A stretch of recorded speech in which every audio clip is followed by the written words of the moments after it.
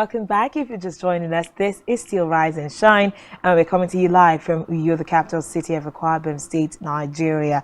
Of course, several things are happening in the world, and the conversation is getting heated. For over 2 years now, Russia has been invading Ukraine, attempting to take over some parts of its sovereignty. But of course, we've seen the Western world also support Ukraine to a very, very large extent.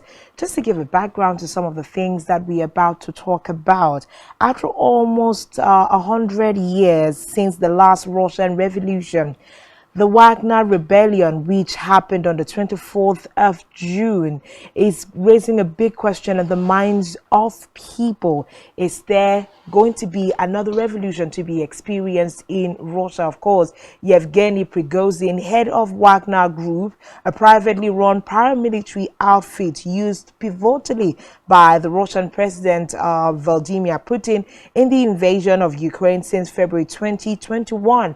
Over the weekend, on the 24th of June, in response to an allegation of opening fire on its mercenary, the Wagner boss moved a march staged in one of the very pivotal cities in Ukraine, which in Russia, I beg your pardon, which is used as a corridor to the invasion of Ukraine. Of course, he staged a move as a response to this particular opening of fire.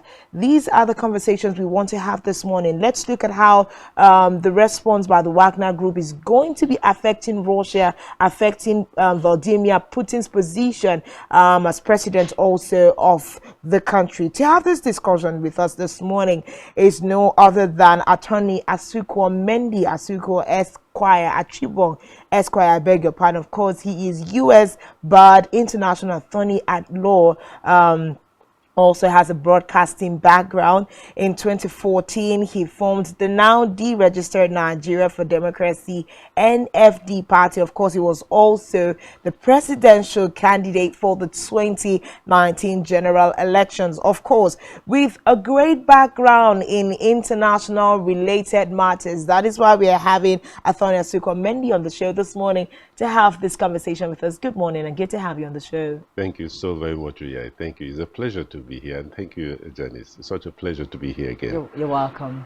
Quite interesting conversations, we must say. 24th of, is it 24th now? 24th of June, 24th of June, you know, marked a turning point for the Russian troop, and of course for the President Vladimir Putin as well. The invasion of the Wagner Group. And when we even look at the story behind the Wagner Group, it's more like this was the group, you know, that formed the front line of Putin's armies, you know, on the invasion in Ukraine. But when we see that there is a fire back now at Putin, it calls for a lot of worry. It's been conversations on, you know, the front lines in recent times. What was the reason behind this backfiring? What was the reason behind the Wagner invasion of Russia? You know, and where does this leave Putin as well? Yeah, talking about the insurrection by Wagner.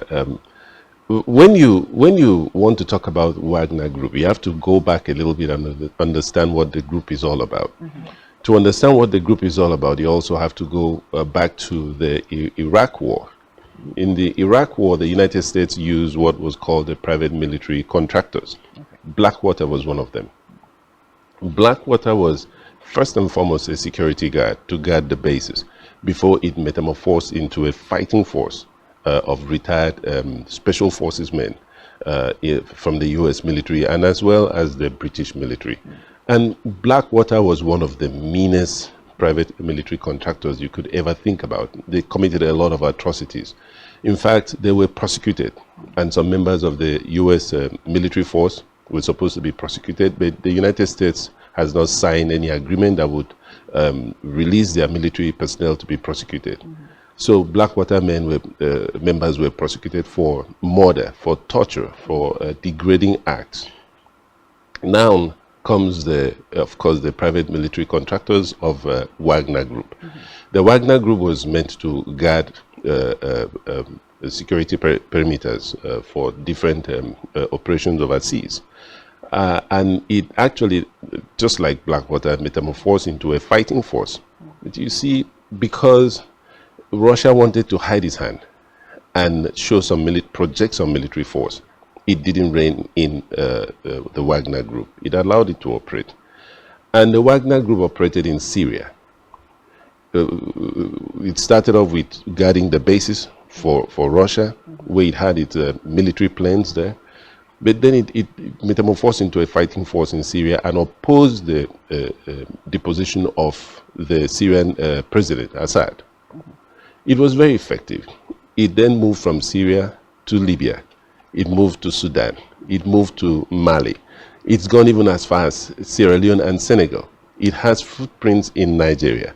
It moved to Angola, to Malawi, to Tanzania, to Madagascar, to Mozambique. It's all over Africa. It's even in Venezuela. It's also in United Arab Emirates.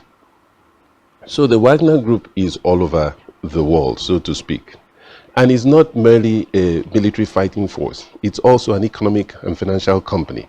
It has one of the biggest gold refining organizations in Africa. It's a mining company as well. It's also into oil. It's guarding some of the biggest oil reserves in Libya. It also has a footprint in the oil reserves in Sudan. So this is a very powerful organization that has been built by Yevgeny Prigozhin. To take it down will be very difficult, and it will affect Russia extremely. When you look at the power of Yevgeny Prigozhin, it's bound to happen that he would not want to be under the Ministry of Defense. You're talking of a man that has over 75,000 troops on the continent of Africa and Venezuela and in Asia. And also has 25,000 troops fighting in Ukraine. Remember, Russia has not fought a war. Russia is not a warring country. Unlike America, unlike Britain, unlike France, which has fought wars in Libya, in Iraq, in Syria. So they've not had their army tested. But the Wagner Group has been tested heavily. That's why they are such an effective fighting force in Ukraine. The challenge here is that because it was becoming too powerful on the subcontinent of Asia and in Ukraine and in Russia, the Minister of Defense and the Chief of General Staff, Shoigu, Minister of Defense Valery Gerasimov, both of them wanted to rein in the Wagner Group because it was becoming more powerful than the military.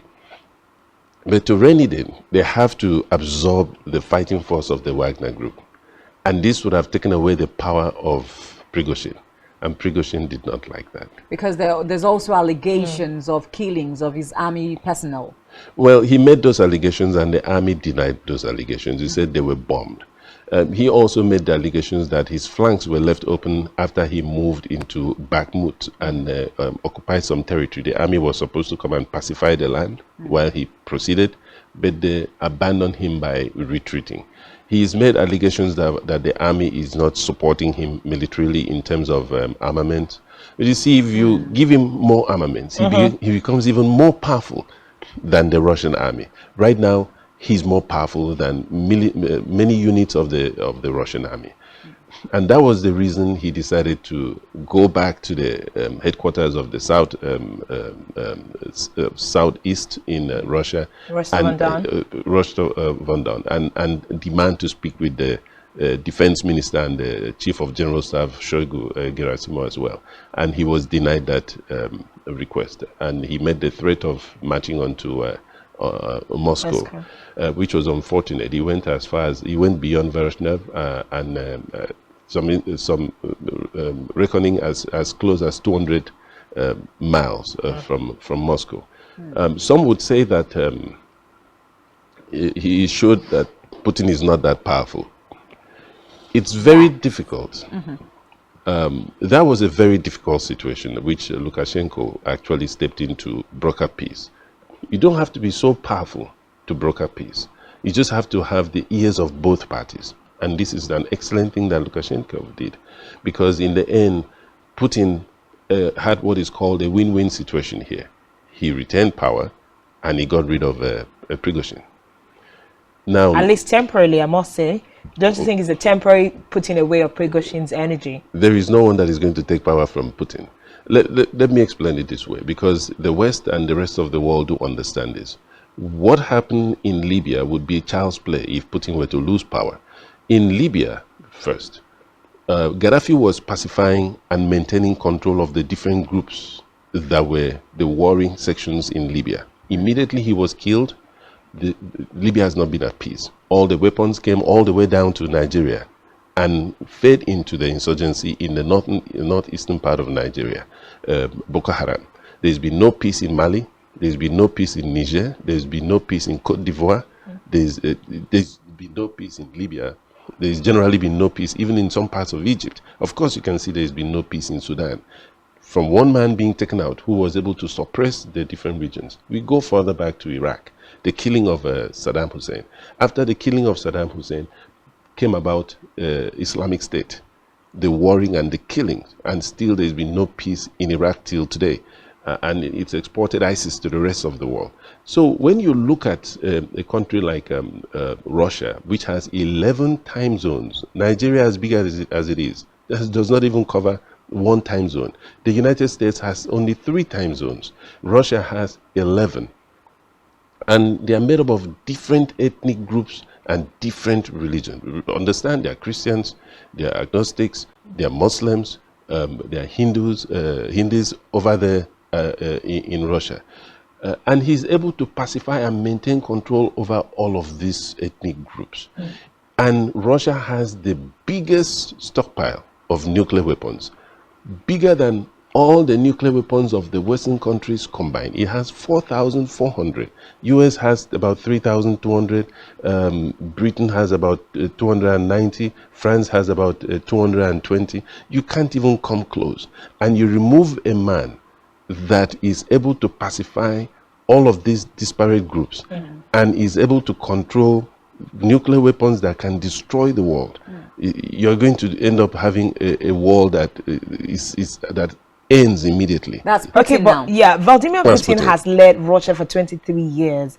And are we looking at the fact that in all of this, the conversation is tilting to the fact that Prigozhin might have a political ambition somewhere, you know, he's talking away, and this might be giving reason to his attempted move to take over and resist the invasion that he alleges that his mercenary experience. But the question is whether or not this particular insurgency or rebellion by Prigozhin was successful. Do you think that this is in any way going to inform? We believe it's going to alert Vladimir Putin in some way. You have said some Western nations are even saying, okay, maybe Putin is not as powerful as he thought. But going forward, do you think that this is going to have a dent or affect even the mental structure of Putin's political ambition going forward? I didn't say he's not as powerful. I said some may have said he's not as powerful, but he is still the most powerful man in Russia, Vladimir Putin. There's just no other person that's powerful as he is. Why did Wagner Group, Prigozhin, pull back? Remember, you have Chechnya, and you also have Lukashenko, who said, if you move forward, we are going to send troops. Chechnya already had 6,000 troops flown into Russia to help protect Putin. Putin has a presidential guard troop of 200,000 stationed in Moscow. There is just no way he could have gotten to Moscow. And Putin still controls the Air Force, which could have bombed him out of existence. But here is the challenge. If you fight him, you are eventually distracted from the war in Ukraine. Even if you defeat him, you've weakened yourself. So come to a reasonable agreement, let him go, postpone dealing with him for now. You still have people in Africa and different parts of the world, fighters who are trained, who can easily come back and bring about an insurrection in Russia and cause you serious headache. The country can implode if you fight Prigozhin right now. Let all those people remain employed. Even the foreign minister of Russia came out to say the operations in Africa, in Asia, and North America, being Venezuela, still remains. That everybody will be paid, and the fighters, and reassured the governments in Africa and in Venezuela that they will not withdraw those troops. Now, to say that Putin is weakened, no. he's actually come out stronger in this. The fact that he's been tested does not mean that he's been weakened. I think it brings us to the conversation of, if he had all of these things, all of these arsenals at his disposal, why did he have to employ the services of Prigozhin and the Wagner Group? Well, you remember the story of dividing the baby to show power and who owns the baby in the Bible. If you divide the baby into equal parts, then you've killed the baby. If you fight Prigozhin at that point, even if you defeat him, you've weakened yourself, and Ukraine is going to invade. Russia is, according to them, facing an existential fight for their survival in Ukraine. Why are they fighting in Ukraine? Because Ukraine was one of the prize jewels of the Union Soviet Socialist Republic of those days, and it's a very powerful country. So if you allow the Western world to take control of Ukraine, effectively you've checkmated Russia and you've boxed it in, and they don't want that. No matter the part of the aisle that a person stands, one can agree that it will make Russians uncomfortable to have a Ukraine with NATO missiles on the land pointed at Russia.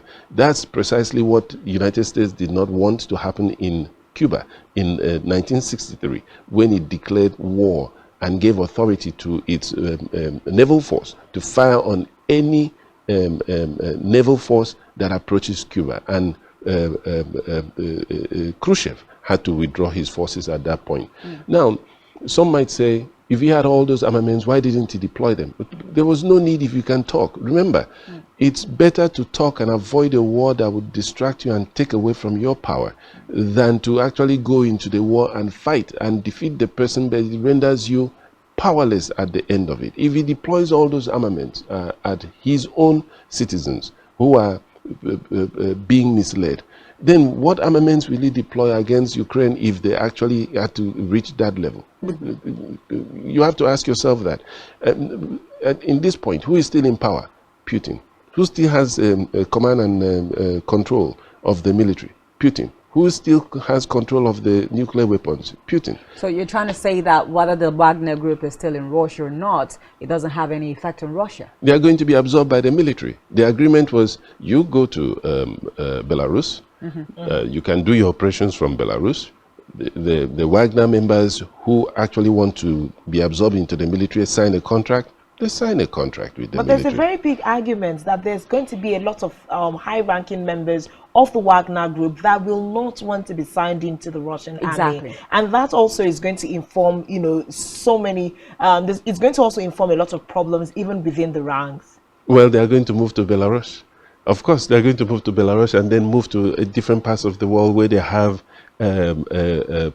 fighting force they can command. You can't go into war with senior command officers. They are just there to straighten out and develop policies and materialize ideas. So no matter how high ranking the person is, they have the option of going to Belarus.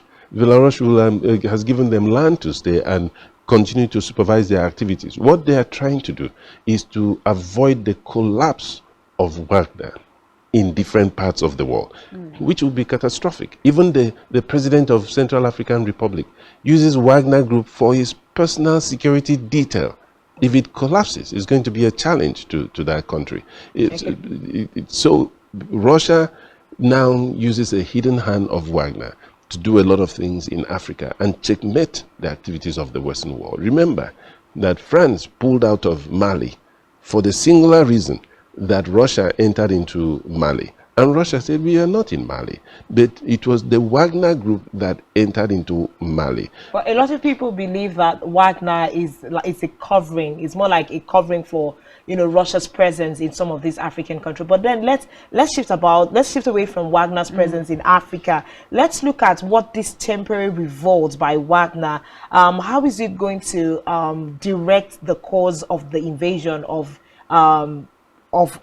Ukraine now by Russia? There's a new twist to the fight, whether or not it escalated. What do you think is going to be the body language and the tone of this invasion of Ukraine by Russia going forward?